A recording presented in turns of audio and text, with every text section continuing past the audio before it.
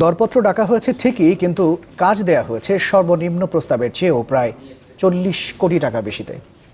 এমনকি পরিমাণ না বাড়লেও চুক্তিতে থাকা একই কাজ করতে খরচ করা হয় মোটা অঙ্কের বাড়তি টাকা। কেবল তাই নয়, প্রকল্প এলাকার জন্য পরিসংখ্যান ব্যুরোর দেয়া নির্মাণ সামগ্রীর নির্ধারিত দামকেও অগ্রাহ্য করেছে বাস্তবায়নকারী সংস্থা। এসব গুরুতর অনিয়ম ঘটেছে বহুল আলোচিত মগবাজার মৌচাক ফ্লাইওভার প্রকল্পে। সম্প্রতি সরকারের নিরীক্ষা বিভাগ এক পর্যবেক্ষণে সুপারিশ করেছে দায়ীদের বিরুদ্ধে শাস্তিমূলক ব্যবস্থা নেওয়ার।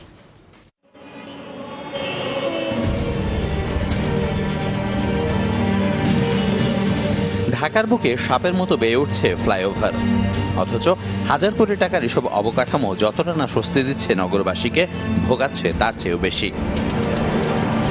কেবল তাই নয়, খরচের ক্ষেত্রেও বড় আর্থিক অনিয়ম ঘটেছে বেশ কিছু প্রকল্পে, যার অন্যতম বহুল আলোচিত মগবাজার মৌচাকের এই উড়াল সেতু।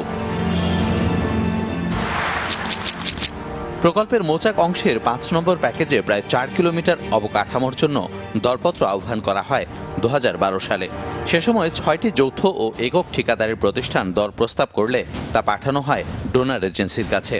কিন্তু সর্বনিম্ন দরদাতা TCCL HCIL এর ৩০৪ কোটি টাকার প্রস্তাব গৃহীত হয়নি অর্থায়নকারী সংস্থার কাছে। তারা পরামর্শ দেয় তৃতীয় সর্বোচ্চ দরদাতা প্রতিষ্ঠান ACL সিমপ্লেক্সকে ৩৩০ কোটি টাকায় কাজটি দেওয়ার, অথচ সেটি না করে আবারও দরপত্র আহ্বান করে কাজ দেওয়া হয় তমা কনস্ট্রাকশনকে 14.5 কোটি টাকা বেশিতে, যাকে PPR আইনের লঙ্ঘন এবং প্রকল্পের টাকার অপচয় হিসেবে উল্লেখ করা হয়।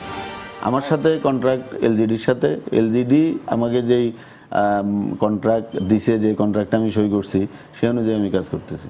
যারা অভিযোগ করে তাদেরকে সরাসরি কেন ডিপার্টমেন্টের সাথে তারা কথা বলে না, আমি এগুলা খুব ফানি থিং মনে হয়।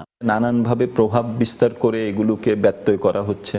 নানান ধরনের এখানে ব্যবসায়িক স্বার্থের সাথে বিভিন্ন ধরনের অন্যান্য বাস্তবায়নের সাথে যারা সংশ্লিষ্ট তাদের স্বার্থের একটা আমরা দেখতেছি অপবিত্র আঁতাত, যেটাকে বলে আনহোলি অ্যালায়েন্স।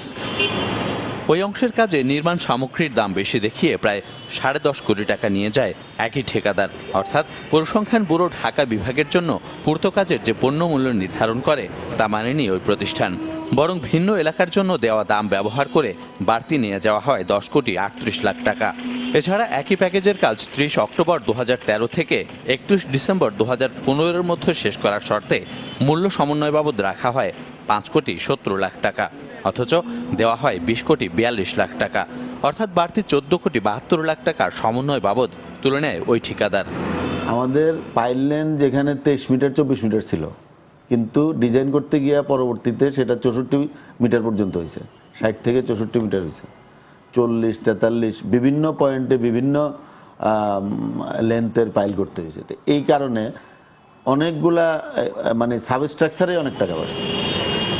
এছাড়া প্রকল্পের আরেক অংশের জন্য 13 কোটি টাকার STU যন্ত্র আমদানি করা হয় PPR নাম এনে, যার যৌথ ঠিকাদার নাভানা সিমপ্লেক্স। বাংলাদেশে নির্মাণ কাজ সংশ্লিষ্ট প্রকল্প মানে যেন অনৈতিক অর্থ খরচের মহোৎসব। এই মগবাজার মৌচাক ফ্লাইওভারের কথাই ধরা যাক, নির্দিষ্ট সময়ে কাজ তো শেষ হয়নি, বরং খরচ বেড়েছে 60% পর্যন্ত। আর এই টাকা যোগান দিতে হয়েছে সরকারি কোষাগার, অর্থাৎ সাধারণ মানুষের করের টাকা থেকে।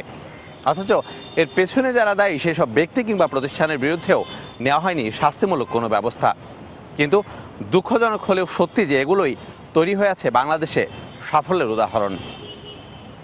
ইকবাল হাসান, চ্যানেল 24, ঢাকা।